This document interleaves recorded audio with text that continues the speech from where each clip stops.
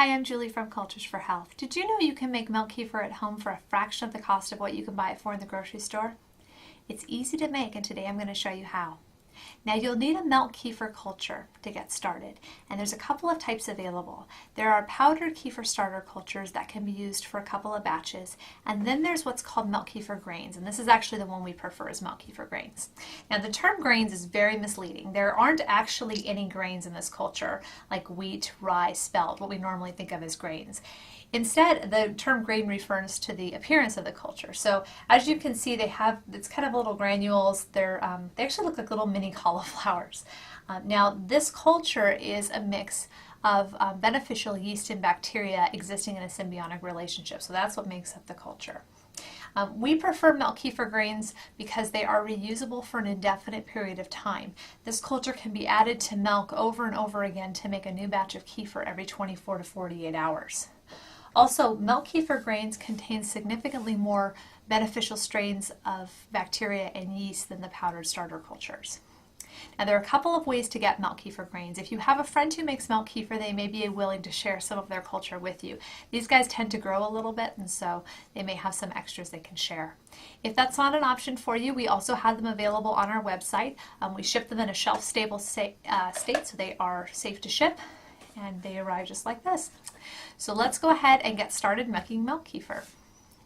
Milk kefir is perhaps one of the easiest cultured foods to make. If you're a beginner, this is a great one to start with. So let's go ahead and make a pint of milk kefir. So what we need are our activated kefir grains. So these are rehydrated kefir grains ready to go. We're going to go ahead and put these in the jar. Okay. And then we're going to go ahead and fill this jar with milk. I just have some organic whole milk here. Kefir grains are pretty forgiving though. You can use any number of types of milk. You can use low-fat milk if you'd like. You can use goat milk. You can even use coconut milk. What you want to stay away from is ultra-high pasteurized or ultra-high temp and ultra-pasteurized milks. Those are a little more unreliable for making any cultured food. So this is just regular organic whole milk from the grocery store. So we went ahead and added this to the jar. We're going to put a covering on the jar. As kefir ferments, it tends to create some gas that attracts things like fruit flies and ants. So I recommend putting a nice tight weave cover, either something like a paper coffee filter like this, or a dish towel, something like that, and then secure it with a nice tight rubber band. Now you want to set this mixture somewhere in your home that's relatively warm, somewhere between 70 and 78 degrees if possible. Cooler temperatures will mean that the kefir will take longer to culture, although you don't want to get down below about 65 degrees. Warmer temperatures will mean the process will happen faster. Now kefir goes through a few stages as it cultures. It starts out with this just milk stage, and then it starts to thicken. It gets to be about the consistency of buttermilk. So let me show you what that looks like. This kefir's been sitting for about 24 hours. And as you can see, it's just a little bit thickened. It's like a runny yogurt or a cultured buttermilk from the store, or if you buy your kefir from the store, it's like a store-bought kefir type consistency. Put that right there. If you allow the kefir grains to sit in this milk longer, though, what will happen is the milk will actually separate into curds and whey. And let's show you a picture of that. As you can see, there is a solid mass on top and clear liquid underneath. Now, you can drink the kefir at any of these stages, so this thickened buttermilk type stage, or at the stage where it has separated. Most people prefer the buttermilk texture stage. It tends to be a little bit more pleasant tasting. Once the kefir separates into curds and whey, it has a much stronger taste to it. It tends to have a more effervescent texture, and that may or may not be desirable, but it's up to you. It is usable both ways though, so if you accidentally let your kefir over culture, it's not a big deal.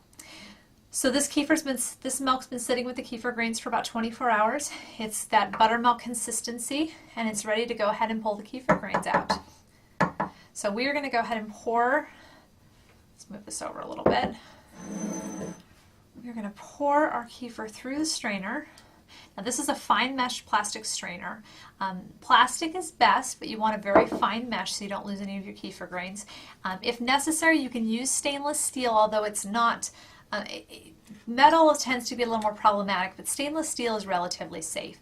You definitely want to stay away from other metals because they can react and actually damage the kefir grains. And so some of the kefir will move through the strainer on its own, but sometimes it needs a little bit of help. So you can use either very clean fingers to move it around, or you can use a spoon. And so all I'm doing is just gently moving the kefir around in the strainer, and it's helping push the kefir through, just like this. But this is actually kefir. This is what you pay so much money for in the grocery store. It's really this easy to make. So, all right, starting to see the kefir grains. We're getting towards the end. All right, and there are the kefir grains, those little lumps right there. I'll pull these up here. And so you're going to take these kefir grains and put them in fresh milk, and 24 to 48 hours later, you'll have another batch of kefir. It's really that easy to make kefir. There's your kefir. You can use it in smoothies, you can use it for baking, you can drink it plain. There are so many options. Check out our website. We have a ton of recipes. There are recipes that came with your packet as well. I'm Julie from Cultures for Health, where healthy food starts.